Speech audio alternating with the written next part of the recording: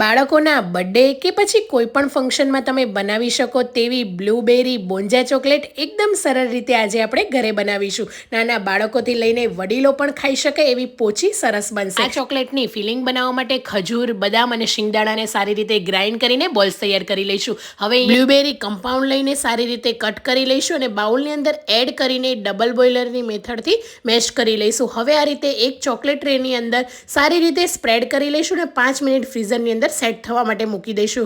હવે અહીંયા white compound લઈને એને પણ સારી રીતે મેલ્ટ કરી લઈશું. પાઇપિંગ બેગની અંદર એડ કરી સેટ કરેલી ટ્રેની અંદર આપણે એડ કરી લઈશું. બધી જ અહીંયા મેં વ્હાઇટ કમ્પાઉન્ડ એડ કરી દીધેલા છે. હવે આપણે જે બનાવેલા બોલ્સ હતા એને એડ કરીને ફરીથી ઉપર વ્હાઇટ કમ્પાઉન્ડ એડ કરીને એને 1 થી 2 વખત ટેપ કરીને ફ્રીઝરની અંદર 10 મિનિટ સેટ થવા દઈશું. 15 મિનિટમાં બની જતી બ્લૂબેરી બોન્ઝા ચોકલેટ તૈયાર છે. તો તમે પણ જરૂરથી મારી આ રેસીપી ટ્રાય કરજો. તમારા બાળકોને એક વખત બનાવીને આપજો. બાળકો પણ ખુશ થઈ જશે. Thank you for watching.